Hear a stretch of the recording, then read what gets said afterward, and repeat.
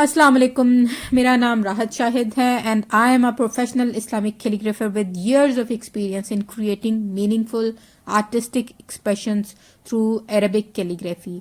और इस चैनल पे मैं इस तरह के ट्यूटोरियल्स शेयर करूँगी जो मीनिंगफुल भी हों, जिस तरह के हम अभी अस्माउल हुस्ना सीरीज़ बना रहे हैं। और जैसे मैं जो भी अल्लाह सुब्हाना ताला का नाम लिखती हूँ, हम उसकी डेप्थ में जाते हैं, उसका मीनिंग पे गौर करते हैं। इसी तरह हम आगे चल के इंशाल्लाह ये हमारी सीरीज़ कंप्लीट हो जाएंगी तो मैं आपको बताऊँगी कि किस तरह से हम कुरानिक वर्सेस को भी थोड़ा बहुत आर्ट के थ्रू दिखा भी सकते हैं, वो भी हम बनाएंगे। और मेरी इस तरह की बहुत सारी पेंटिंग्स हैं भी, मैं किसी दिन इंशाल्लाह वो आपको दिखाऊंगी सारी कि किस तरह हम कर सकते हैं इस पे। और कैलीग्राफी ऐसे ही करनी चाहिए इस सोच के साथ कि हमारा कनेक्शन जो है वो स्ट्रॉन्ग होगा अल्लाह सुब्हाना ताला के साथ, हम स्पिरिचुअली स्ट्रॉन्ग होंगे इंशाल्लाह इस काम से। चलें शुरू करते हैं। आज हम नाम लिख रहे हैं अलमुतकब्बिरु, और हम हमेशा पहले बैकग्राउंड बनाते हैं। आज मैंने बैकग्राउंड नहीं बनाया, बस हल्का सा ग्रे कलर बैकग्राउंड में किया है। सबसे पहले मैंने, जैसा आपने देख ही लिया है, नाम लिखा और उसके बाद मैंने हल्का सा ग्रे कलर कर दिया है, हल्का सा लाइट ग्रे है। अब जैसे जैसे हम नाम लिखेंगे साथ साथ ही हम उसका बैकग्राउंड भी बनाते चले जाएंगे। आप देखते जाएं कि किस तरह बैकग्राउंड बन रहा है। साथ साथ हम इस अस्माउल हुस्ना जो है अलमुतकब्बिरु जल्ला जलालुहु, अल कबीरु भी कहते हैं, एक ही बात है। जल्ला जलालुहु इसका मतलब देखते हैं, इसका मतलब है बहुत बड़ाई वाला, बहुत बड़ा। इन दोनों इसमों के तहत 4 तारीफ़ें जिक्र की गई हैं, मतलब अलमुतकब्बिरु और अल कबीरु दोनों। अलमुतकब्बिरु बहुत बड़ाई वाला, अल कबीरु बहुत बड़ा। अच्छा, पहली तारीफ है। इमाम खिताबी रहमतुल्लाह फरमाते हैं, तर्जुमा सिर्फ सबका मैं बताऊंगी, अल्लाह रब्बुल इज़्ज़त मखलूक की सिफात और इनके हालात से बहुत बरतर हैं। और कहा गया है कि अल्लाह ताला अपनी मखलूक के इन मुतकब्बिरीन से बहुत बुलंद शान वाले हैं, जो अल्लाह रब्बुल इज़्ज़त के साथ बड़ाई और अज़मत की कशमकशो मनाज़त रखते हैं। दूसरी तारीफ में इमाम कतादा रहमतुल्लाह फरमाते हैं, अल मुतकब्बिरु जल्ला जलालुहु वो ज़ात है जो हर बुराई से बरतर हो। तीसरी तारीफ इमाम कर्तबी रहमतुल्लाह फरमाते हैं, अल मुतकब्बिरु वो ज़ात है जो बड़ाई और अज़मत वाली हो, बड़ाई और अज़मत वाली हो। अल्लाह रब्बुल इज़्ज़त अल मुतकब्बिर है क्योंकि वो हर चीज़ के रब हैं, यानी तमाम मखलूक को पालने वाले हैं। इसके सिवा कोई रब नहीं और ना ही इसकी कोई मसल है। बाज़ हजरात ने फरमाया, अल्लाह रब्बुल इज़्ज़त अल मुतकब्बिरु इस मानी में है कि इनकी शान हर बुरी चीज़ से बरतर है और अदना और फ़ानी सिफ़ात अल्लाह ताला की अज़मत के ख़यान शान नहीं। अच्छा, मेरी उर्दू थोड़ी वीक है, इतनी अच्छी नहीं है, मुझसे कोई गलती हो जाए तो दरगुजर फरमाइएगा। और चौथी तारीफ है, तर्जुमा बता रही हूँ, अल कबीर जल्ला जलालुहु का मानी बरतर शान वाला है और बाकी हर चीज़ इससे कमतर है। खलासा ये हुआ कि अल मुतकब्बिरु और अल कबीरु के हस्बे ज़ैल मानी ये हुए। पहला ये कि वो ज़ात जो हर जुल्म, शर और बुराई से बरतर है।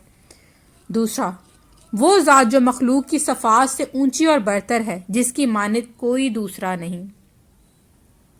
तीसरा, वो ज़ात जो बड़ाई और अज़मत वाली है और हर चीज़ इसकी जलालत के सामने छोटी और हकीर है।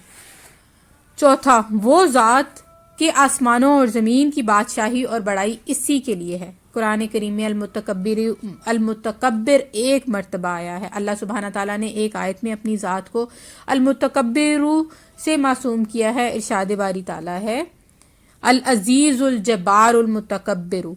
ताहम अल्लाह ताला के इसमें सिफ्ती अल कबीर जल्ला जलालुहु कुरान हकीम में 6 जगहों में इस्तेमाल हुआ है। अच्छा, ये मैंने बताना आपको नहीं बताया मैंने कलर्स कौन से यूज़ किए हैं। मैंने बैकग्राउंड बनाया एक्रेलिक का, क्योंकि ऑयल जल्दी नहीं सूखता, तो मैं चाह रही थी कि मैं बैकग्राउंड साथ साथ ही बनाऊं। तो मैंने ग्रे इसलिए कर दिया कि अगर कहीं से रह भी जाए तो वो बुरा ना लगे। और जो मैंने अल्लाह नीचे लिखा वो भी मैंने एक्रेलिक से लिखा। और अब जो है ये मैं ऑयल कलर्स यूज़ कर रही हूँ। ब्लू है डार्क और मस्टर्ड है, मस्टर्ड येलो है, ये ऑयल कलर्स हैं। अब मैं थ्रू आउट ऑयल कलर ही यूज़ करूँगी। अब आप देखते जाएं कि मैं किस तरह बना रही हूँ। साथ साथ हम बात कर रहे थे जो हम लिख रहे हैं अल मुतकब्बिरु जल्ला जलालुहु के बारे में। در حقیقت ہر بڑائی اللہ تعالیٰ کے ساتھ مخصوص ہے، جو کسی چیز کا محتاج نہیں، اور جو محتاج ہو وہ بڑا نہیں ہو سکتا۔ اس لیے اللہ تعالیٰ کے سوا دوسروں کے لیے یہ لفظ عیب اور گناہ ہے، کیونکہ حقیقت میں بڑائی حاصل نہ ہونے کے باوجود بڑائی کا دعویٰ جھوٹا ہے۔ اور وہ ذات جو حقیقت میں سب سے بڑی اور بے نیاز ہے، اس کی خاص صفت میں شرکت کا دعویٰ ہے۔ اس لیے المتکبر کا لفظ اللہ تعالیٰ کے لیے صفت کمال ہے اور غیر اللہ کے لیے جھوٹا دعویٰ۔ زمین و آسمان کی کبریائی صرف اس المتکبر جل جلالہ کے لیے ہے، جس کی تسبیح دریاؤں، سمندروں، پہاڑوں اور زمینوں اور آسمانوں میں ہر دم اور ہر آن کی جاتی ہے۔ اس کی کبریائی ہمارے تصور سے بھی بڑی ہوئی ہے۔ اسی کو سورہ جاسیہ میں آیت نمبر 37 میں فرمایا، ترجمہ بتا رہی ہوں، اور اسی کے لیے بڑائی آسمانوں میں اور زمین میں، اور وہی ہے زبردست حکمت والا۔ یعنی کبریائی صرف اس ایک ہی کی ہے، کوئی اس میں شریک و حصہ دار نہیں، نہ زمین میں نہ کائنات کے کسی گوشہ میں۔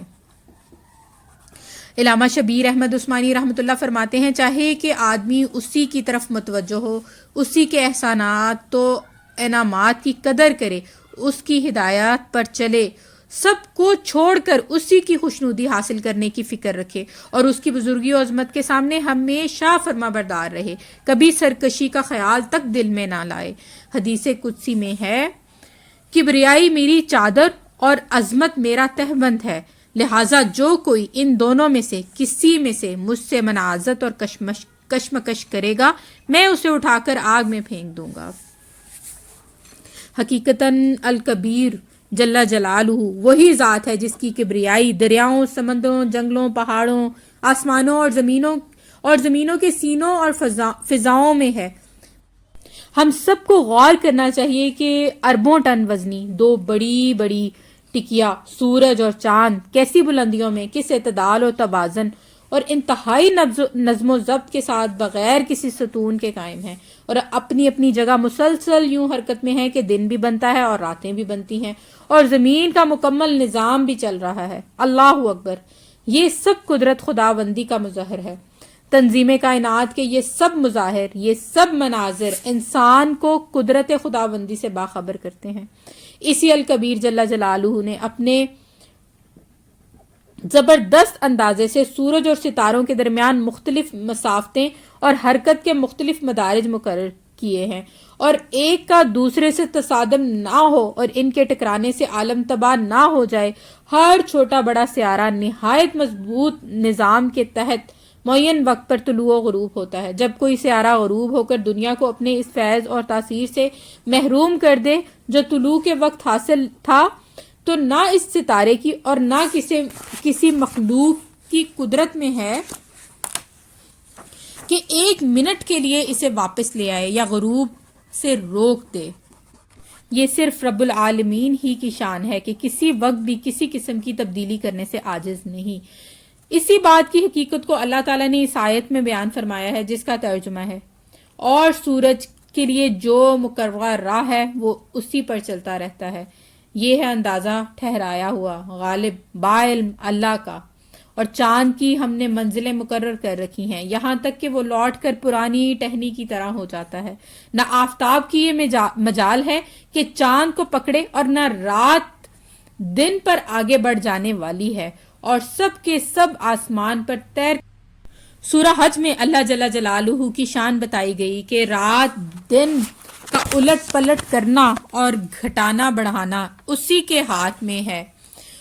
اسی کے تصرف سے کبھی دن بڑے اور کبھی راتیں بڑی ہوتی ہیں۔ پھر اس کے بعد آیت کے آخری ٹکڑے میں فرمایا، وَأَنَّ اللَّهُ هُوَ الْعَلِيُّ الْكَبِيرُ، اور اللہ ہی تو عالی شان ہے، سب سے بڑا ہے۔ یعنی اللہ تعالیٰ کے سوا ایسے عظیم الشان انقلابات اور کس سے ہو سکتے ہیں؟ واقع میں صحیح اور سچا خدا تو وہی ایک ہے، باقی اس کو چھوڑ کر خدائی کے جو دوسرے پاکھنڈ پھیلائے گئے ہیں سب غلط، جھوٹ اور باطل ہیں۔ اسی کو خدا کہنا اور معبود بنانا چاہیے، جو سب سے اوپر اور سب سے بڑا ہے، اور یہ شان صرف اسی اللہ کی ہے۔ اسی طرح سورہ بنی اسرائیل میں حکم ہے، اور کہہ دیجئے کہ تمام خوبیاں اسی اللہ کے لیے ہیں جو نہ اولاد رکھتا ہے اور نہ اس کا کوئی سلطنت میں شریک ہے اور نہ کوئی کمزوری کی وجہ سے اس کا کوئی مددگار ہے، اور اس کی خوب بڑائیاں بیان کیا کیجئے۔ اس آیت مبارکہ میں شرک کی نفی عجیب طریقے سے کی گئی ہے۔ ہر عام سے عام آدمی یہ بات سمجھتا ہے کہ انسان یا کوئی بھی مخلوق کبھی اپنے چھوٹے سے مدد حاصل کرتی ہے جیسے اولاد سے، کبھی اپنے برابر کے لوگوں سے مدد حاصل کرتی ہے جیسے شریک کار، اور کبھی اپنے سے بڑے سے مدد حاصل کرتی ہے۔ اس آیت مبارکہ میں اللہ تعالیٰ کے لیے ان تینوں کی نفی فرما دی گئی۔ سورہ مدثر میں ہے وَرَبَّكَ فَكَبِّرْ، اور اپنے رب کی بڑائیاں بیان کرو، قول سے بھی عمل سے بھی۔ لفظ رب اس جگہ اس لیے اختیار کیا گیا کہ یہ خود اس حکم کی دلیل ہے کہ جو سارے جہان کا پالنے والا ہے صرف وہی ہر بڑائی اور کبریائی کا مستحق ہے، کیونکہ رب کی بڑائی بولنے اور بزرگی اور عظمت بیان کرنے ہی سے اس کا خوف دلوں میں پیدا ہوتا ہے، اور اللہ تعالیٰ کی تعظیم و تقدیس ہی وہ چیز ہے جس کی معرفت سب اعمال و اخلاق سے پہلے حاصل ہونی چاہیے۔ لہٰذا ہم میں سے ہر ایک کو چاہیے کہ اللہ کی کبریائی کے بول بولے۔ جتنی اللہ تعالیٰ کی کبریائی کی دعوت دے گا اتنا ہی مخلوق کا چھوٹا ہونا دلوں میں بیٹھے گا، بلکہ اس سے بھی پہلے اپنی ذات کی نفی آئے گی کہ میرے اپنے کرنے سے بھی کچھ نہیں ہوتا۔ غرض یہ کہ اس کی بڑائی بیان کرنے کے لیے نہ الفاظ ہیں نہ ان کے معنی کے لیے کوئی لباس۔ اذان میں جو سب سے پہلی حقیقت بیان کی گئی ہے وہ اللہ تعالیٰ کی عظمت و کبریائی ہے، اور اس حقیقت کو ایک اذان میں 6 بار بیان کیا گیا ہے۔ گویا 5 وقت اذان میں 30 بار اللہ اکبر کہا جاتا ہے، اور اگر اقامت کو بھی شامل کر لیں تو تعداد 60 تک پہنچ جائے گی، اور اگر 5 نماز میں فرضوں، سنتوں، وتر اور نوافل کے قیام و قعود وغیرہ کے مواقع پر کہی جانے والی تکبیرات کو بھی شمار کر لیں تو تعداد 296 تک پہنچ جائے گی۔ اور چونکہ ہمیں ترغیب دی گئی ہے کہ ہر نماز کے بعد 34 بار اللہ اکبر کہا کرو، تو اگر ہم اس کو بھی گن لیں تو یوں کہہ سکتے ہیں کہ ایک نمازی مسلمان اپنے عام معمول میں اہتمام سے اذان کا جواب دے اور اس کے ساتھ ساتھ باقی اعمال کا بھی اہتمام کرے تو دن رات میں تقریباً 466 مرتبہ اللہ اکبر کہتا ہے، اور اگر وہ صبح و شام تسبیحات بھی کرتا تو یہ تعداد مزید بڑھ جائے گی۔ سوچنے کی بات یہ ہے کہ اذکار تو اور بھی ہیں۔ سبحان اللہ ذکر ہے، الحمدللہ ذکر ہے، ماشاءاللہ ذکر ہے، استغفر اللہ ذکر ہے، تو آخر اللہ اکبر میں کیا بات تھی کہ اسے بار بار ادا کرنے کا حکم دیا گیا ہے؟ اذان اور نماز میں تو آپ سن ہی چکے ہیں، حج میں دیکھیں تو سب سے زیادہ اللہ اکبر کہا جاتا ہے، عیدین میں دیکھیں تو سب سے زیادہ اللہ اکبر کہا جاتا ہے، میدان جہاد میں بھی نعرہ تکبیر بلند کیا جاتا ہے، بلندیوں پر بھی اللہ اکبر کہا جاتا ہے، بچے کے کان میں اذان و اقامت، جانور ذبح کرتے وقت اور نماز جنازہ کی تکبیرات میں بھی اللہ اکبر ہی کہا جاتا ہے۔ اصل بات یہ ہے کہ انسان کمزور ہے، اس کی سوچ بھی کمزور ہے۔ اس کی تاریخ یہ بتاتی ہے کہ یہ مادی چیزوں سے متاثر ہو کر ان کو دیوتا مان لیتا ہے، خدا مان لیتا ہے، شریک خدا مان لیتا ہے۔ یہ آسمان کی عظمت سے متاثر ہوا تو اسے دیوتا مان لیا، زمین کی وسعت کو دیکھا تو اسے خدا مان لیا، پہاڑوں کی ہیبت سے متاثر ہوا تو ان کے سامنے سر جھکا دیا، اور ان سے مورتیاں تراش کر کے گھروں میں سجا لیں، سورج، چاند اور ستاروں کی چمک دمک کو دیکھا تو ان سے خوف کھانے لگا، بادشاہوں سے مروب ہو کر یہ یقین کر بیٹھا کہ یہ خدا ہیں اور ان کے اندر خدائی روح حلول کیے ہوئے ہیں۔ اس خاک کے پتلے کے اندر مادیت پرستی اس قدر سمائی ہوئی ہے کہ یہ دولت تک کی پوجا کرنے پر آمادہ ہو جاتا ہے۔ تو چونکہ ظاہر پرست انسان مادی چیزوں کی عظمت و بڑائی سے بہت جلدی متاثر ہوتا ہے، اور یہ کبھی زمین و آسمان کو بڑا سمجھتا ہے، کبھی عناصر کو بڑا سمجھتا ہے، کبھی بادشاہوں کو بڑا سمجھتا ہے، کبھی عہدہ اور منصب کو بڑا سمجھتا ہے، اور کبھی خود اپنے آپ ہی کو بڑا سمجھنے لگتا ہے۔ اس لیے سب سے زیادہ ضرب اسی بڑائی کے عقیدے اور تصور میں پر لگائی گئی ہے، اور زبان پر بار بار اللہ اکبر کہلوا کر یہ بات دل میں بٹھا دی گئی ہے کہ سب سے بڑا اور سب سے زیادہ عظمت کا مستحق صرف اور صرف اللہ ہے، جس کا ایک نام المتکبر اور ایک نام الکبیر ہے. اس کے سامنے سب بزرگیاں اور بڑوں کی بڑائیاں ہیچ ہیں. اس لیے نماز میں ان تکبیرات کو دھیان کے ساتھ کہنے کی مشق کرنی چاہیے. ان کے معنی کا خیال رکھتے ہوئے الفاظ ادا کیے جائیں. ان کو تکبیرات انتقال کہا جاتا ہے، یعنی ایک رکن سے دوسرے رکن کی طرف منتقل ہونے کے لیے یہ تکبیر کہی جائے. اگر ہم قیام سے سجدہ کی طرف جا رہے ہیں تو قیام سے تکبیر کہنا شروع کریں تو سجدہ میں پہنچ کر تکبیر ختم کریں. اسی طرح ایک رکن سے دوسرے رکن کی طرف منتقل ہوتے ہوئے ان تکبیرات کو ادا کیا جاتا ہے. لہٰذا اللہ اکبر کہتے ہوئے دل میں اس کے معنی کا دھیان رکھے. خود اپنا بھی جائزہ لے کہ میرے دل میں بار بار کہ اس بول سے اس کی ذات عالی کی بڑائی کس درجہ بیٹھی.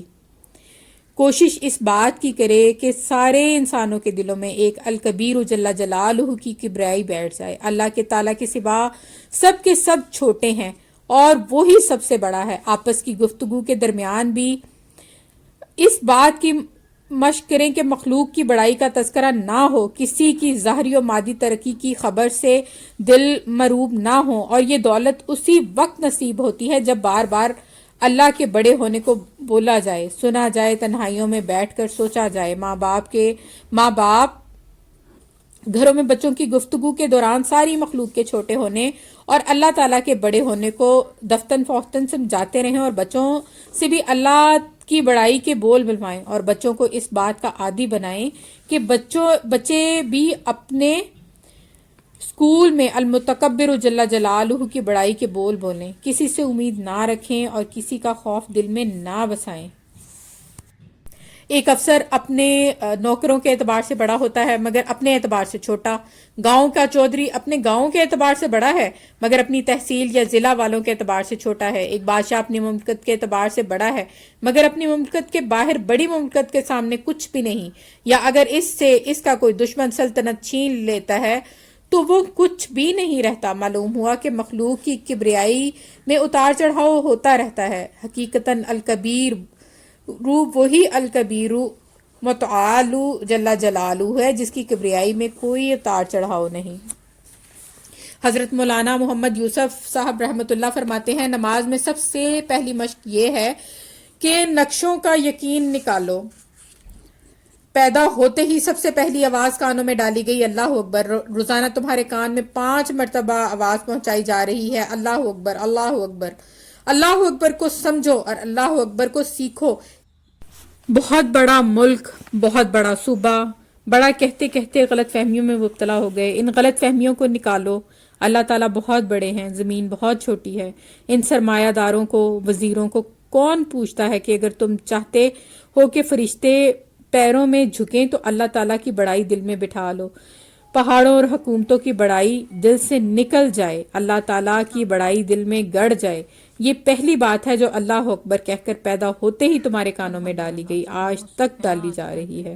اللہ کے سوا سب چھوٹے ہیں، ان سے نہیں ہوتا، اللہ تعالیٰ سے سب کچھ ہوتا ہے. تخلیق چھوٹے سے نہیں ہوتی، بڑوں سے ہوتی ہے.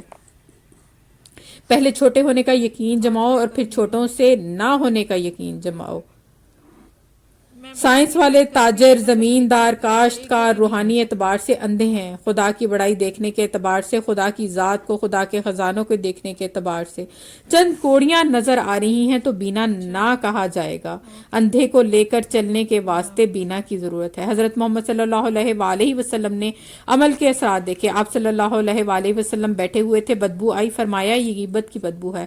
آپ صلی اللہ علیہ وآلہ وسلم اعمال پر جو کچھ ہوتا ہے وہ آسمانوں پر بھی جا کر دیکھا ہے، یہاں تک کہ دیکھا ہے کہ فرمایا تو نے جو یہ بول بولا ہے اگر سمندروں میں اس کی ظلمت کو ملا دیا جائے تو سمندر سیاہ ہو جائیں. 2 عورتوں کی اجازت کے لیے ایک آدمی آیا کہ ان 2 عورتوں کی حالت خراب ہو رہی ہے، روزہ کھولنے کی اجازت دے دی جائے. فرمایا ان کا روزہ ہے ہی کہاں، انہوں نے تو غیبت کی ہے. حکم ہوا پیالہ میں کیا کریں، خون و لوتھڑے پیپ نکلی. فرمایا اگر میں نہ نکلواتا تو اسی پر عذاب ہوتا. ہمیں نظر نہیں آتا کہ انصاف میں کیا کامیابی ہیں اور ظلم میں کیا ناکامیاں ہیں. ہمیں ایک دعا سکھائی گئی ہے جسے مانگ کر ہم تکبر سے بچ سکتے ہیں اور اللہ تعالیٰ کی بڑائی دل میں بٹھا سکتے ہیں. اس دعا کو بار بار مانگنا چاہیے. اے اللہ مجھے میری نظر میں چھوٹا بنائیے اور لوگوں کی نظر میں مجھے بڑا رکھیے.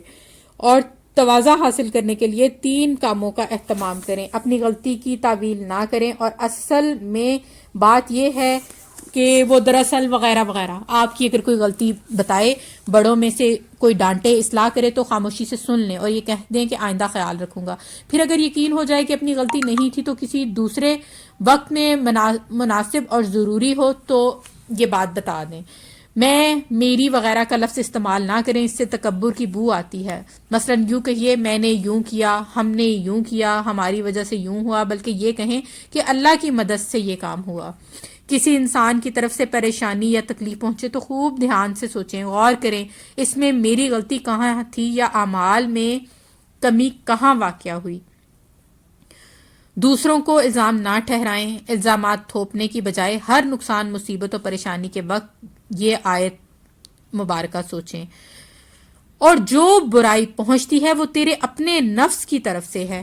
برائی بھی اگرچہ اللہ تعالیٰ کی مشیت سے ہی آتی ہے، لیکن یہ برائی کسی گناہ یا سزا یا اپنی غفلت و لاپرواہی اس کا بدلہ ہوتی ہے. اس لیے فرمایا کہ تمہارے نفس سے ہے، یعنی تمہاری اس میں مبارک سے کوتاہیوں اور تعلق پیدا گناہوں کا کرنے کے نتیجہ لیے ہے. ہم میں حضرت سے ہر ایک کو چاہیے کہ اذان اور اقامت کو دھیان سے سنیں. نمازوں میں تکبیرات انتقالیہ دھیان سے کہے. جب مؤذن اللہ اکبر کہے تو دل سے اس کی تصدیق کرے.